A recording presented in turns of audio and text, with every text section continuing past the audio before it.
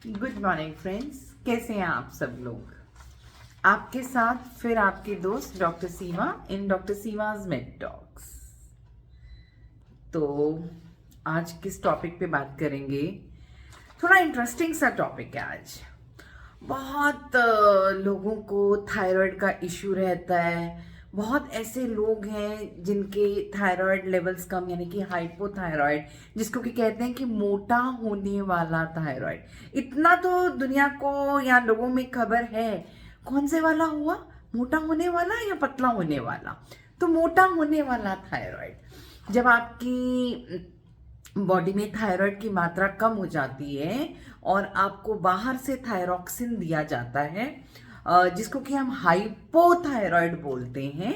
आज उसके बारे में थोड़ा सा जिक्र करेंगे।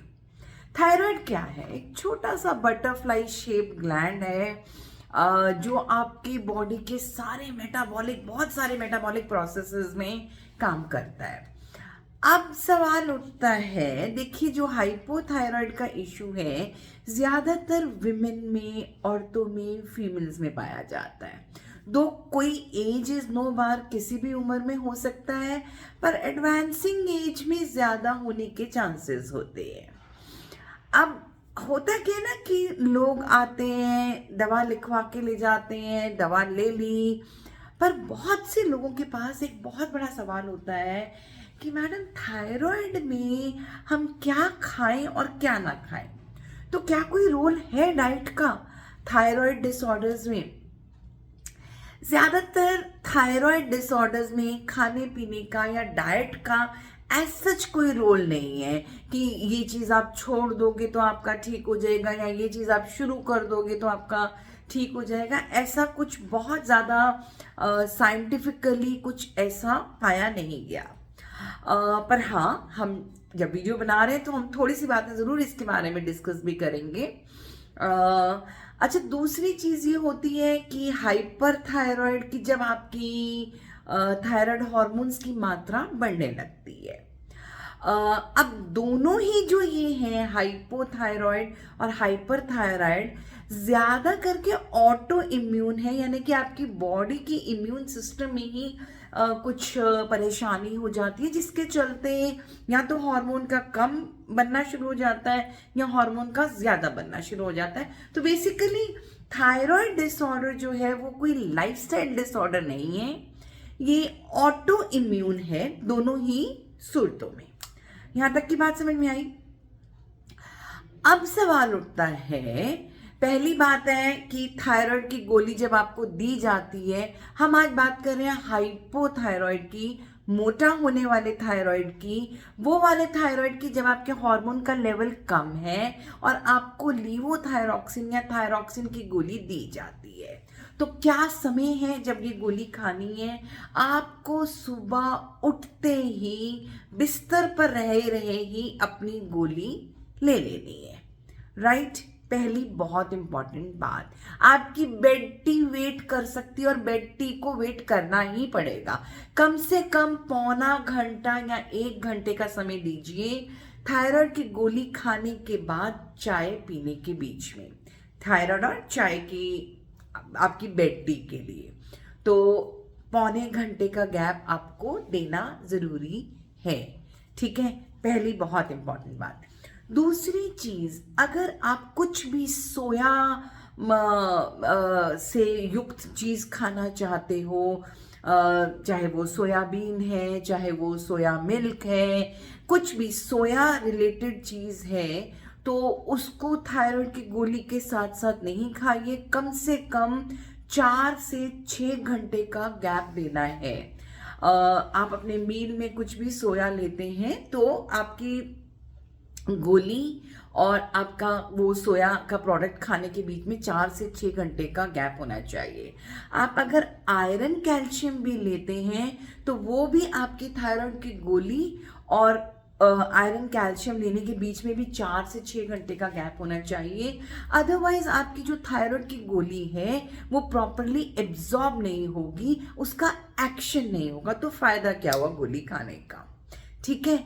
चाय को भी पौना घंटा और 1 घंटे का गैप देना है, क्योंकि लोगों की आदत क्या होती है ना कि सुबह उठते ही चाय पीनी है। तो प्लीज़ इस बात का ध्यान रखिए। और इसी तरीके से अगर किसी को थायराइड की प्रॉब्लम भी है और साथ साथ वो कोई एंटासिड भी लेते हैं, जैसे सुबह बोला जाता है कि खाली पेट में एंटासिड की गोली खा लो या कुछ भी, आपको गैस्ट्राइटिस ज़्यादा होती है, तो इन दोनों के बीच में भी पौने 1 घंटे का गैप रखिए आप, ठीक है। अदरवाइज आपकी थायराइड की गोली की जो जो उसने काम करना है वो पूरी तरह एब्जॉर्ब नहीं होगी और आपका थायराइड कभी भी नॉर्मल रेंज में नहीं आएगा, ठीक है। और क्या खाने पीने में चेंजेस करनी चाहिए? देखिए, आपका जो थायराइड हार्मोन है वो आयोडीन से युक्त होता है। एक समय होता था कि जब हमारे को आयोडीन की कमी होती थी शरीर में, तो लेकिन अब क्योंकि हमारी कंट्री में universal fortification of salt with iodine है, यानी कि जो हम नमक लेते हैं उसके अंदर आयोडीन, वो आयोडीन युक्त नमक है, तो आपको एक्स्ट्रा आयोडीन की डोज लेने की बिल्कुल भी ज़रूरत नहीं है। अगर आपका थायराइड लेवल कम है, आपको हाइपोथायराइड है, आपको आयोडीन की एक्स्ट्रा लेने की ज़रूरत नहीं है। और अगर आपका हाइपर थायराइड है तो ऑलरेडी आपके थायराइड हार्मोन ज़्यादा बन रहे हैं और उसमें आयोडीन ऑलरेडी ज़्यादा है, तो तब भी कुछ एक्स्ट्रा लेने की ज़रूरत नहीं है, और लेकिन छोड़ने की भी ज़रूरत नहीं है। जितना WHO ने आपको नमक की मात्रा लेने को कहा हुआ है 5 ग्राम, या जो डायबिटिक हैं, सॉरी, जो हाइपरटेंसिव हैं और जो हार्ट के पेशेंट हैं उनको, या किडनी के पेशेंट हैं उनको थोड़ा और कम, तो आप नमक अपना नॉर्मल वाला लीजिए, आयोडाइज सॉल्ट लीजिए, फैंसी नमक की तरफ मत जाइए। कुछ लोगों को होता है कि पोटेशियम युक्त नमक लेना है, या एक लोना सॉल्ट होता है कि नहीं, इसको लेने से आपका बीपी गिरने लगेगा। तो ये आपके मिसकंसेप्शंस हैं। इस तरीके की चीज कुछ करने की जरूरत नहीं है। रूटीन का नमक खाइए, which is an iodise salt. कोई फैंसी नमक अपने आप अपनी डाइट में ऐड ऑन करने की जरूरत नहीं है, कोई एक्स्ट्रा आयोडीन ऐड ऑन करने की जरूरत नहीं है, क्योंकि हमारे नमक में पूरी तरीके से आयोडीन की उतनी मात्रा है जिसकी कि हमको जरूरत है। नंबर 1। नंबर 2, सेलेनियम नाम का मिनरल होता है जो कि आपके थायराइड ग्लैंड में एंटीऑक्सीडेंट का काम करता है और आपके थायराइड ग्लैंड में जाके वो हार्मोन की सिक्रीशन बढ़ाता है। तो क्या अब हम सेलेनियम के कैप्सूल खाने शुरू कर दें? बिल्कुल नहीं खाने। ये सिर्फ बातें इसलिए बता रही हूँ कि कई लोगों की बड़ी क्वेरीज होती हैं कि क्या ये खा लें, क्या ये मिनरल ले लें। तो आपको बिल्कुल नहीं लेना। आपके खाने में आपको बहुत चीज़ों में सेलेनियम मिल जाएगा, जैसे कि आपको अपने दूध और दही में सेलेनियम मिलेगा, पालक में सेलेनियम मिलेगा, आपको फिश में सेलेनियम मिलेगा, आपको और बहुत सारी ऐसी चीज़ें हैं, जैसे कि आपको चिकन में सेलेनियम मिलेगा, पनीर में सेलेनियम मिलेगा, दूध और दही में सेलेनियम मिलेगा, स्पिनच में मिलेगा, पालक में मिलेगा। तो you can go in for that. आपको उसके अलावा कुछ और लेने की ज़रूरत नहीं है, एक्स्ट्रा एडेड सेलेनियम लेने की ज़रूरत नहीं है। अब लोग कहते हैं कि दूध मत पियो, तो ये गलत मिसनॉमर है। यू टेक योर मिल्क, और जो नॉर्मल मिल्क है ना, प्लीज़ वो लीजिए। जो आजकल का नया फैशन चल गया ना, सोया मिल्क, आलमंड मिल्क, फलाना मिल्क, ढिमकाना मिल्क, उन सब चीज़ों की कोई ज़रूरत नहीं है। आप रूटीन का नॉर्मल दूध पीजिए, नॉर्मल दही खाइए। आपको आपकी बॉडी के लिए एक बेस्ट जो बैलेंस डाइट है ना, वही लेनी है। थायराइड के डिसऑर्डर्स में ना तो कोई चीज़ छोड़ने की ज़रूरत है, ना ही कोई चीज़ ऐड करने की ज़रूरत है। रूटीन का बैलेंस डाइट लीजिए आप, न्यूट्रिशियस बैलेंस डाइट, जिसमें कि शुगर की मात्रा कम, सैचुरेटेड फैट्स की मात्रा कम, रेड मीट की मात्रा कम, जो हम अदरवाइज भी बोलते हैं, सिर्फ थायराइड के लिए नहीं, अदरवाइज भी आपको ये सलाह दी जाती है कि आप अपने खाने में शुगर की मात्रा कम कर दीजिए, सैचुरेटेड फैट्स की मात्रा कम कर दीजिए, है ना। तो इन्हीं चीज़ों को कम रखना है, बाकी जो रूटीन में लेते हैं वो लीजिए। सोया मिल्क और आलमंड मिल्क लेने की कोई ज़रूरत नहीं है। एक ये बहुत किताबों में या गूगल करके लोग आते हैं ना, गूगल डॉक्टर्स जो होते हैं वो आते हैं और वो बोलते हैं कि नहीं नहीं नहीं डॉक्टर साहब उसमें लिखा है ब्रोकली नहीं खानी, बंद गोभी नहीं खानी, ग्लूटेन वाली डाइट नहीं खानी। तो let me clear this also. ठीक है, हम भी बचपन से पढ़ रहे हैं कि कॉलीफ्लावर यानी कि बंद गोभी हुई या ब्रोकली हुई या इस तरीके की चीज़ें हुई तो इसको खाने से आपकी थायराइड डिसऑर्डर बढ़ जाएगा।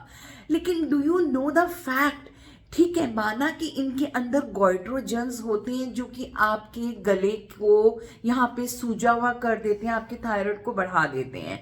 लेकिन जब आप कोई रोज़ तो ब्रोकली नहीं खा रहे, आप कोई रोज़ कैबेज नहीं खा रहे, तो आप अगर once in a while in सब्जियों को खा रहे हैं तो आपको कोई मनाही नहीं है कि आप ना खाएं। ठीक है, आपको बिल्कुल भी कोई मनाही नहीं है कि आप ना खाएं, क्योंकि जब ये हमारे इंडियन कुकिंग में हर चीज़ को अच्छे से पकाया जाता है, तो जब ये सब्जी पकती है तो इसके अंदर जो वो गोइट्रोजन है, जो नुकसान देने का जो थोड़ा बहुत जो वो चीज़ है भी, जब हम पकाते हैं तो वो चीज़ ख़त्म हो जाती है। तो आपको कोई टेंशन करने की ज़रूरत नहीं है, आप तसल्ली से जो खाते हैं अपनी एक हैप्पी बैलेंस डाइट लेते रहिए। उसके अलावा जो लोगों को हो गया कि ग्लूटेन फ्री डाइट लेनी है अगर आपको थायराइड का डिसऑर्डर है, तो देखिए आपको ग्लूटेन फ्री लेने की, मुझे एक बात बताओ, सारी उम्र 40 साल में अगर किसी को थायराइड डिसऑर्डर डायग्नोज होता है तो 40 साल तक तो आपने तसल्ली से वीट खाया है, बार्ले खाया है, सब कुछ खाया, आज ऐसा क्या हो गया। हाँ, अगर आपको सीलिएक डिजीज भी साथ साथ हुआ है, यानी कि आपको ग्लूटेन सेंसिटिविटी डेवलप हो गई है, यानी कि आप ग्लूटेन युक्त कुछ भी लेते हैं और आपके पेट में दर्द होना शुरू हो जाता है, तब मैं फिर भी कहूँगी कि आप थोड़ा इन चीज़ों को रोकिए। बट अगर ऐसा कुछ नहीं है तो continue with whatever you are having. ठीक है, ध्यान देने वाली सिर्फ 2 ही बातें हैं कि सुबह उठते ही सबसे पहले थायराइड की गोली खाएंगे। आपकी मॉर्निंग टी वेट कर सकती है कम से कम 45 मिनट से 1 घंटे के लिए। आप कैल्शियम, आयरन या सोया युक्त कुछ भी लेते हैं तो आप उसको थायराइड की गोली खाने के 4 से 6 घंटे के गैप में लेंगे। और enjoy your life, take a balanced diet, do your physical exercise, these things are not going to harm। और आप जो अपना थायराइड का हार्मोन ले रहे हैं उसको रेगुलर लेते रहिए। 5 से 6 महीने बाद अपने थायराइड के टेस्ट कराते रहिए और अपने सिम्टम्स पर ध्यान दीजिए, क्योंकि हाइपोथायराइड जिसकी बात आज करी है उसमें क्या रहता है कि बहुत ज़्यादा थकावट शुरू हो जाती है और आपकी स्किन जो है वो बहुत रूखी होने लग जाती है, आपके बाल रूखे होने लग जाते हैं, थकावट बहुत ज़्यादा हो रही है आपको, और क्या कहते हैं, इसके अलावा आपकी बॉडी में स्वेलिंग होनी शुरू हो जाती है और मेंस्ट्रुअल डिसऑर्डर्स खासकर शुरू हो जाते हैं। एंड हाइपोथायराइड वीमेन कहीं ना कहीं थोड़ी सी इनफर्टिलिटी उनमें होनी शुरू हो जाती है। बट जैसे ही आप अपना थायराइड का हार्मोन लेना शुरू करेंगे, आपको डॉक्टर जब प्रिस्क्राइब करेंगे, ये सिम्टम्स सिर्फ ये हैं कि आप खुद के थायराइड को पहचान सकें। अगर आप देख रहे हैं कि टांगों में दर्द और ज़्यादा बढ़ रहा है, इसका मतलब आपका थायराइड लेवल्स अभी भी नॉर्मल रेंज में नहीं है, तो दोबारा टेस्ट करा के देख लीजिए। और कई बार एक बहुत कॉमन चीज़ है कि आप थायराइड की गोली खा रहे हैं, आप 50 माइक्रोग्राम की खा रहे हैं, 75 की खा रहे हैं, 100 की खा रहे हैं, खाते खाते क्या होता है आपका TSH लेवल बिल्कुल गिरने लग जाता है, यानी कि बहुत लो में चला जाता है, यानी कि आप ऑपोजिट हाइपर थायराइड में जाने लगते हैं। तब उस टाइम पर क्या सिम्टम्स होते हैं कि घबराहट शुरू हो जाती है, पैल्पिटेशन शुरू हो जाती है, हाथ कांपने लग जाते हैं। तो अगर आप कहीं देख रहे हो कि थायराइड की गोली खाते खाते ये सारे सिम्टम्स आने शुरू हो गए, इसका मतलब you are going towards the opposite side. तो इस चीज पर भी थोड़ा सा ध्यान रखना अपना। खाने पीने में ये ध्यान रखना है, हाइपो और हाइपरथायरॉयड में ये चेंजेस है, राइट। चलिए, आपकी दोस्त डॉक्टर सीमा हमेशा आपके साथ। Take care.